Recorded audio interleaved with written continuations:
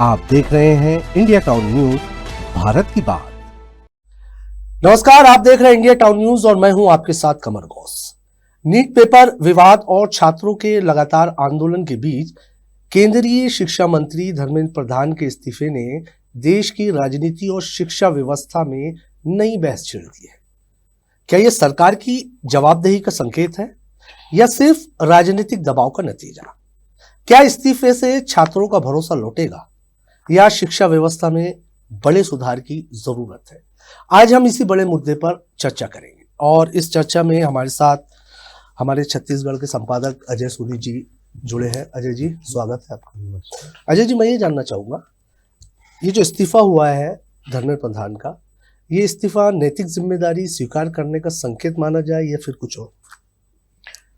देखिए, सीधे तौर पे इसका जवाब है कि नैतिक जिम्मेदारी वो होती है जब नैतिकता से गलतियों को माना जाए। ये तो जेनजी सड़कों पर उतर गए थे, सीजेपी का ठीक है, सीजेपी के बैनर तले उतरे थे, लेकिन जेनजी उतर गए थे। मैंने पिछले दिनों इंडिया टाउन में दिल्ली से लाइव आपको सारा कुछ आपने ही दिखाया था। तो छात्रों का जो सैलाब था और सदन में राहुल गांधी जो लड़ रहे थे, तो चौतरफा जो दबाव बना और छात्रों के अलावा अब छात्रों के माता पिता, समाज के अन्य लोग, मतलब आंदोलन वृहद रूप लेते जा रहा था। इसके अलावा धर्मेंद्र प्रधान के अलावा अब प्रधानमंत्री नरेंद्र मोदी के इस्तीफे की मांग उठने लगी थी। तो अब किसी न किसी को तो नैतिक जिम्मेदारी लेनी थी और मोदी जी तो नैतिक जिम्मेदारी लेने से रहे। तो आखिरकार सरकार, मतलब इसे इस्तीफा ना कहा जाए, सीधे तौर पर सरकार झुकी है। तो क्या नीट पेपर जो विवाद में केवल मंत्री का इस्तीफा काफी है या पूरे सिस्टम में सुधार की जरूरत महसूस करते हैं आप? जी, इसका जवाब मैं बड़े अपने दर्शकों से भी कहूंगा कि यदि वो सही चीज जानना चाहते हैं तो इस सेगमेंट को जरूर सेव करके रखें और सुने कि एक मंत्री के इस्तीफे से क्या धर्मेंद्र प्रधान ने पेपर लिखा? क्या धर्मेंद्र प्रधान ने तारीखें तय की? क्या धर्मेंद्र प्रधान ने पेपर लीक किया? कतई नहीं। ये सारा कुछ उनके विभाग के और नीचे के लोगों ने किया। क्या ये पहली बार हुआ? इसके पहले पेपर लीक नहीं हुए? क्या इसके बाद पेपर लीक नहीं होगा? लेकिन इस बार जो प्रोटेस्ट हुआ, जो प्रदर्शन हुआ, इससे सरकार को यह समझ में आया कि पेपर लीक अब एक छोटा मुद्दा नहीं है। कमर जी, दर्जन भर से ऊपर, 2 दर्जन से अधिक बच्चों ने सुसाइड कर लिया। ठीक है, सीधे तौर पे वैसे तो गैर इरादतन हत्या का मामला दर्ज होना चाहिए, उन्होंने तैयारी की थी और वो। तो ये सरकारें जो आते जाते रहती हैं और जो भ्रष्टाचार करती हैं, तो कुछ सुधार तो होगा, मुझे ऐसा लगता है। और यदि इसके बाद भी सुधार नहीं होता है तो जैसा कि मैं अपनी खबरों में भी अक्सर आपको कहता हूं कि जन क्रांति की शुरुआत होगी, तो ये वही जन क्रांति की शुरुआत है। नैतिकता वाले सवाल पर आपने वो बात तो कही है, लेकिन जिस तरह से पिछले 1-1.5 महीने से ये चल रहा है आंदोलन, लगातार बच्चे आ रहे हैं, तो क्या सरकार छात्रों के बढ़ते आंदोलन के दबाव में झुकी है या सिर्फ एक और मुद्दा जब आ गया कि प्रधानमंत्री का इस्तीफा भी चाहिए? देखिए, इसका वृहद जवाब देता हूं मैं आपको। इसमें 2-3 चीजें जो मैंने दिल्ली में ग्राउंड जीरो पर देखी जी। ये जेनजी जो उतरे थे सड़कों पर, वो नीट पेपर लीक को लेकर उतरे थे। धीरे धीरे आंदोलन बढ़ता गया। सरकार को यह लग रहा था कि यह जंतर मंतर का आंदोलन है, जंतर मंतर को मैनेज कर लिया जाएगा या बातचीत कर ली जाएगी। सोनम वांगचुक आए। सोनम वांगचुक पहले से कहीं ना कहीं मैनेज दिख रहे थे, इसीलिए उन्होंने इस्तीफे की मांग को किनारे रख के अपना अनशन तोड़ा। बीते 1 हफ्ते के भीतर जंतर मंतर के भीतर जो प्रोटेस्ट में जो लोग आ रहे थे, वह पानी की समस्या को लेकर, कोई अधिकारी द्वारा प्रताड़ित है उसे लेकर, मतलब लोगों को यह समझ में आ गया था कि यहां से चीजें बाहर जा रही हैं। और तमाम लोग, मतलब हमने ग्राउंड जीरो में ही एक से बात की थी, तो वो आए थे कि उनके कंपनी का जो मालिक है वह उन्हें शादी में जाने की छुट्टी नहीं दे रहा है, वो उसका प्रोटेस्ट करने आए थे। अच्छा। तो अलग अलग लोग अपने अपने तरीके से अपनी अपनी मांगों को लेकर वहां एकत्र होने लगे थे। 5-7 हजार से शुरू हुआ मामला 50,000 लाख लोगों तक आ गया था, सड़कें भर गई थी। तो सरकार दबाव में तो थी, और इसी दौरान फिर कांग्रेस का प्रदर्शन हुआ। कांग्रेस के प्रदर्शन पे बात करें, लेकिन पहले अगर हम वांगचुक की बात करें, उन्होंने अपना अनशन तोड़ा, नड्डा जी ने उन्होंने जूस पिलाया, लेकिन वो जो 3 जो मांगे थी वो अब तक किसी भी चैनल ने या किसी भी ने भी जिम्मेदारी के साथ लोगों को नहीं बताई।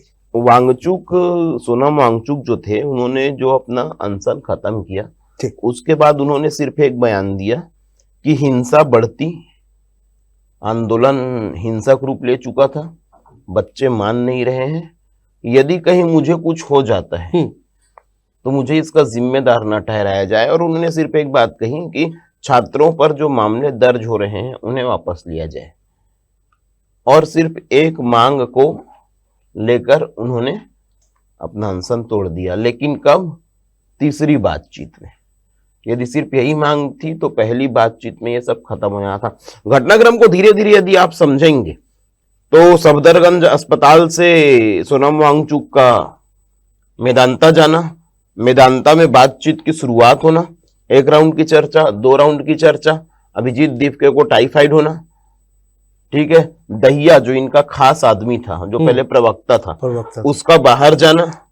अब प्रोटेस्ट के दिन मैंने पहले ही बताया था कि सारे लोग ऑन कैमरा थे, 4 लोग थे, चारों जिम्मेदार ऑन कैमरा थे कि किसको कहाँ रहना है, ठीक है, तो सारे लोगों ने अपनी व्यवस्था है। लेकिन ना अभिजीत दीपके को ये पता था, ना सोनम वांगचुक को ये पता था कि ये आग जो फैलेगी तो इतने बड़े रूप में फैलेगी कि बिहार में लाठियां चल रही हैं, बिहार में, केरल में, गुजरात में, नासिक में, नागपुर में, चारों तरफ जिस तेजी से छात्र और आंदोलनकारी सड़क पर उतरे तो निश्चित तौर पर सरकार का झुकना तय था। इसमें एक बात आपको और कहना चाहूंगा कि सरकार के जो अनुषंगिक संगठन है, अखिल भारतीय विद्यार्थी परिषद को भाजपा का छात्र विंग कहा जाता है, वो पुतला जलाने पे आमादा थे, कई जगह उन्होंने पुतला दहन किया भी जी। तो सरकार दबाव में तो थी जी। लेकिन अगर हम पेपर लीक की जो घटनाओं की अगर बात करें तो इसकी जिम्मेदारी आखिर किसकी तय होनी चाहिए? सरकार की, बिल्कुल सरकार की तय होनी चाहिए जी, बिल्कुल सरकार की। आपने जिन्हें पेपर बनाने के लिए कहा तो कहीं ना कहीं तो चूक हुई है जी, या फिर सरकार के जो अभिन्न अंग है, सरकार के जो अंग है जिन्हें पेपर का काम दिया गया था, कहीं ना कहीं सरकार के प्रति उनके मन में डर नहीं है, कहीं ना कहीं उन्हें मालूम था कि पेपर यदि लीक कर दिया जाएगा तो जांच बैठेगी और कुछ नहीं होगा। कल लगभग 45-48 लोगों को बर्खास्त किया गया, आज शिक्षा मंत्री का, धर्मेंद्र प्रधान का, ये वही भारतीय जनता पार्टी है। राजनाथ सिंह का एक अघोषित बयान था कि ये एनडीए है, इसमें इस्तीफे नहीं होते, और उसी को सरकार लेके बैठी थी। आज इस्तीफा हुआ ना, आज इस्तीफा हुआ क्योंकि मैंने पहले भी कहा है कि ये युवा है, युवा को उल्टा कर दो तो वायु हो जाता है, और वायु के वेग को संभालना कतई संभव नहीं। और एक बात और कह देता हूं कि ये जेनजी है, ये जेनजी है, इसके बाद अल्फा है जी। तो क्या ये जो एनटीए की जो कार्यप्रणाली की जो स्वतंत्र और निष्पक्ष जांच आपको लगता है होनी चाहिए?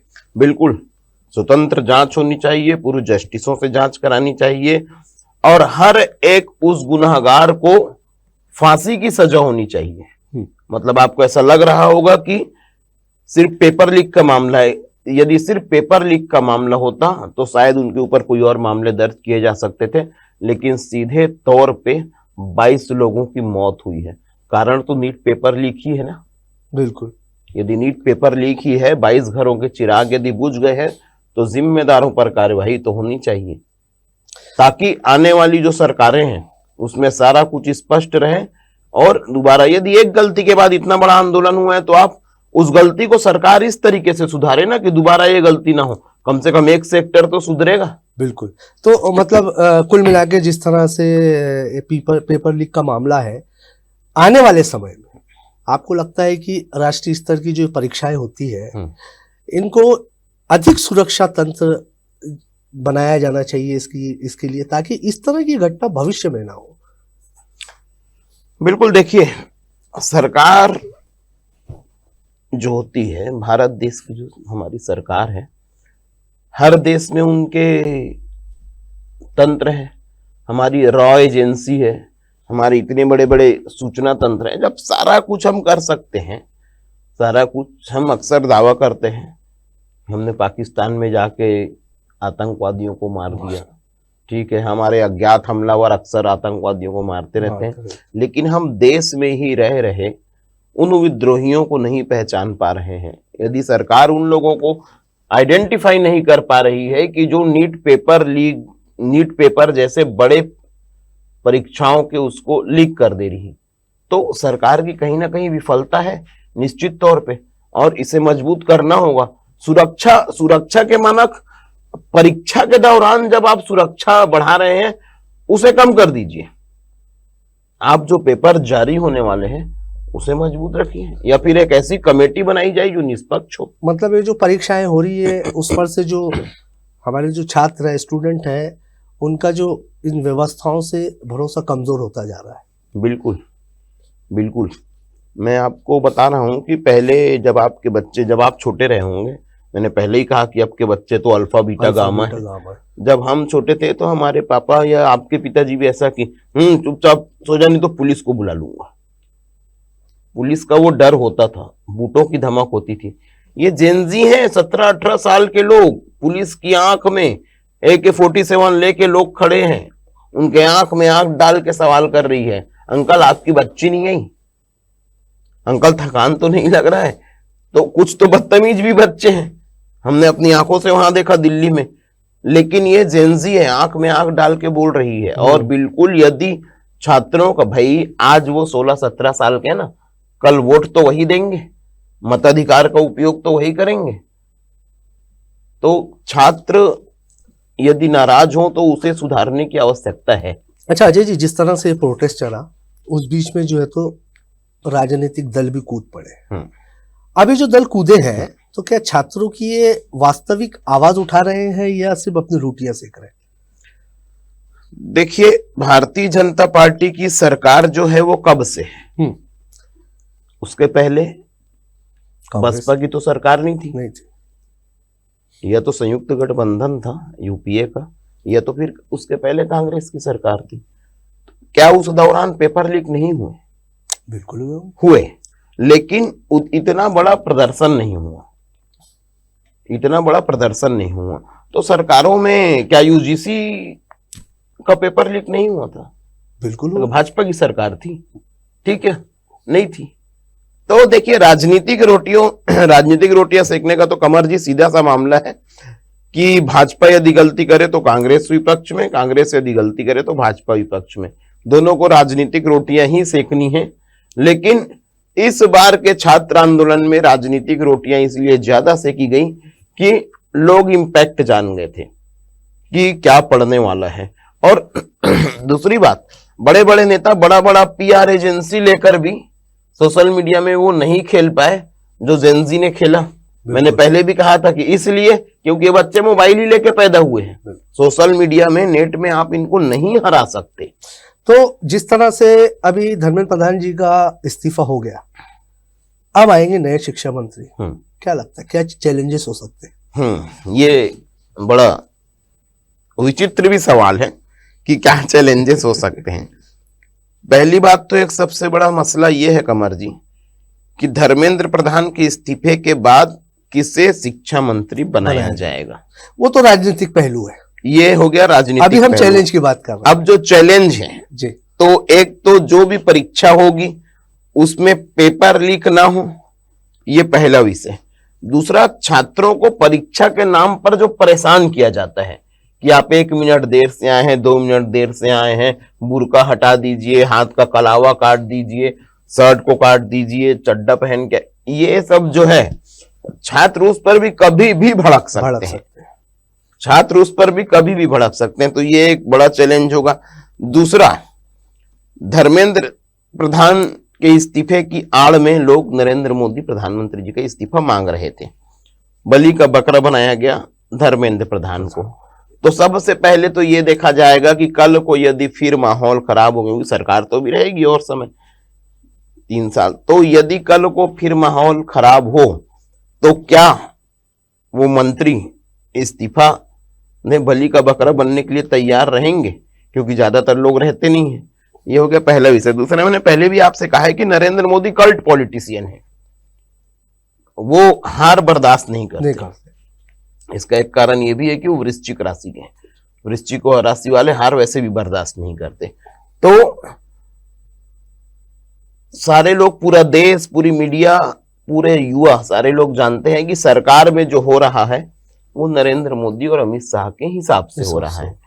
इसलिए धर्मेंद्र प्रधान का इस्तीफा इसीलिए रोका गया था कि धर्मेंद्र प्रधान का इस्तीफा यदि होता तो यह सीधे तौर पर सरकार के झुकने वाली बात हो जाती। लेकिन आखिरकार सरकार झुकी। मैंने बहुत सारे भारतीय जनता पार्टी के रील्स वगैरह देखे कि आखिरकार हमने जनहित में फैसला। जनहित नहीं, हमेशा माननीय प्रधानमंत्री मोदी जी का सुबह से विज्ञापन आता था कि 8 बजे रात के 9 बजे रात को वो जनता को संबोधित करेंगे। टेलीप्रॉम्प्टर लगाए जाते थे, लेकिन लोग बैठ के सुनते थे। रात के 12 बजे मोदी जी जेनजी स्टाइल में आ रहे हैं फ्रेंड्स। तो बदलाव तो है। तो अगर हम बात करें कि जो इस्तीफा हुआ है उस इस्तीफे भविष्य में अन्य मंत्रियों के लिए भी जवाबदेही का नया मापदंड बनेगा? बिल्कुल। ये जो प्रोटेस्ट हुआ जी और छात्र जो सड़क पर उतरे जी, आंदोलन हुआ, और जिस हिसाब से धर्मेंद्र प्रधान को नैतिक जिम्मेदारी लेते हुए, मैंने पहले ही कहा कि नैतिक जिम्मेदारी नहीं है, लेकिन नैतिक जिम्मेदारी लेते हुए जिस प्रकार से इस्तीफा दिलाया गया, तो यह अन्य सभी बड़े मंत्रालयों के लिए सूचना है और खतरे की घंटी है कि कल को यदि कोई गलत करेगा तो अब सरकार भले उन्हें संरक्षण दे, लेकिन जनता जो है वो संरक्षण नहीं देगी, जनता विरोध करेगी। अजय जी, मैंने आपको पॉलिटिकली इस पर रोक दिया था। अब बात करता हूं, जितना जोर शोर से जेनजी सड़कों पे उतरे हैं, उतने ही जोर शोर से संसद में भी राहुल गांधी ने इसकी आवाज बहुत आवाज उठाई। अखिलेश यादव ने उठाई, उधर और भी बड़े बड़े नेताओं ने उठाई। एक प्रेशर तो ये भी था, क्योंकि जिस तरह से राहुल गांधी मैदान में उतरे, एक प्रेशर नहीं कह सकते, 50% प्रेशर था, लगभग आधा। जिस दिन राहुल गांधी का प्रोटेस्ट हुआ उस दिन मैं वहीं मौके पर मौजूद था। हालांकि मुझे रोक दिया गया था। हम इतनी कड़ी सुरक्षा व्यवस्था थी कि हम 8 किलोमीटर पैदल चले। 8 किलोमीटर पैदल चल के वहां तक पहुंच गए। उसके बाद भी 200 मीटर बाद हमको रोक दिया गया। तो उस दिन राहुल गांधी का जो प्रोटेस्ट था वो दरअसल मल्लिकार्जुन खड़गे के यहाँ जन्मदिन मनाने के लिए एकत्र हुए थे। उन्होंने बहुत मैनेजमेंट से सारे लोगों को यही मैसेज दिया कि हम जन्मदिन मना रहे हैं। तब तक किसी को पता नहीं था। जन्मदिन खत्म हुआ, सारे लोग अचानक उठे और जाकर वहां बैठ गए। अचानक हमला हुआ। हाँ, अचानक हमला हुआ। लेकिन उधर से पुलिस का जो उस दिन प्रधानमंत्री, लेकिन 2 चीजें हैं इसमें। संविधान में मैंने बहुत सारे भारतीय जनता पार्टी के लोगों से कहा, मैं यह बहुत इस बात को गौर से सुनिएगा सारे लोग, आप भी सुनिएगा सर, कि किसी संविधान में नहीं लिखा है कि किसी प्रधानमंत्री के घर के बाहर प्रदर्शन किया जाए। संविधान में नहीं लिखा जाए तो संविधान को पढ़िए और उसके अनुच्छेद में जाके देखिए कि संविधान में लिखा है कि किसी भी व्यक्ति के घर के सामने प्रदर्शन नहीं किया जा सकता, ना आपके ना मेरे। तो वो तो प्रधानमंत्री हैं। बिल्कुल। तो संविधान की बात करने वाले राहुल गांधी यदि वहां गए वो भी गलत है। लेकिन सरकार को ये समझना था। मैं हमेशा कहता हूं, अपनी खबरों में मैंने पहले भी कहा है कि किसी भी विद्रोह को आप दमनकारी नीतियों से नहीं दबा सकते। और तब जब सारे लोग आपके इधर जंतर मंतर में प्रोटेस्ट चालू था, उधर राहुल गांधी प्रदर्शन कर रहे थे, इन सब के बीच जनता जो जाम में फंसी थी और नेट बंद के चक्रव्यूह में फंसी थी, तो बिना वजह के वो सरकार के प्रति आक्रोशित थी जी। लेकिन सदन में जो लड़ाई कांग्रेस ने इस मामले में लड़ी वो ठीक। मेरा आखिरी सवाल, लेकिन जवाब बड़ी जिम्मेदारी से चाहूंगा आपसे। मेरे अभी तक के जवाब से आप असंतुष्ट हैं क्या? क्योंकि मैं ये पूछना चाह रहा हूं आपसे, ये जो जीत हुई है ये विद्यार्थियों की, छात्रों की जीत है कि ये पॉलिटिकल जीत है? क्या कहें? ये सीधे तौर पर छात्रों की जीत है। इसलिए छात्रों की जीत है देश की राजधानी, बहुत जिम्मेदारी से आपने जवाब मांगा है तो पूरी जिम्मेदारी से मैं जवाब भी जी। दूंगा आपको विश्लेषण करके, जी जी कि देश की राजधानी दिल्ली जो है वहां पर राहुल गांधी थे, उन्होंने प्रदर्शन किया। कब किया? जेनजी के बाद। हाँ जो भी पॉलिटिकल मेंबर जागे वो जेनजी के बाद जागे, बिल्कुल। जब लगा कि नहीं अब इसमें हाथ डालने लायक ये मसला हो चुका है। दूसरा बात, कांग्रेस ने पूरे देश में उतनी तेजी से आंदोलन नहीं किया नीट पेपर लीक को लेके, किया लेकिन पॉलिटिकल आंदोलन किया, उस तरीके का उग्र आंदोलन नहीं किया। जंतर मंतर के प्रदर्शन के बाद पूरे राज्यों में लोग उमड़े, राजनांदगांव में उमड़े, रायपुर में उमड़े, भिलाई में उमड़े, और लोग बाहर आने लगे, छात्र बाहर आने लगे। तो निश्चित तौर पर यह कोई पॉलिटिकल प्रेशर कम था, निश्चित तौर पर यह छात्र आंदोलन, और छात्र आंदोलन भी ना कहा जाए क्योंकि जेनजी आंदोलन जो था वही है। बहुत बहुत धन्यवाद, उसी की जीत है। बहुत बहुत धन्यवाद अजय जी। धन्यवाद। तो ये थे अजय सोनी जी, छत्तीसगढ़ के संपादक, जिन्होंने बहुत ही सहजता, सरलता और बेहतरीन तरीके से हमारे जो सवालात थे उनके जवाब दिए। तो आज की चर्चा में सबसे बड़ा सवाल यही रहा कि क्या केवल मंत्री का इस्तीफा पर्याप्त है या फिर परीक्षा प्रणाली में व्यापक और स्थायी सुधार की जरूरत है। जवाबदेही, पारदर्शिता और छात्रों का विश्वास, इन तीनों पर अब सरकार की अगली कार्रवाई तय करेगी कि आगे का रास्ता क्या होगा। फिलहाल हमें दीजिए इजाजत और आप देखते रहिए इंडिया टाउन न्यूज, भारत की बात। नमस्कार। नमस्कार। आप देख रहे हैं इंडिया टाउन न्यूज, भारत की बात।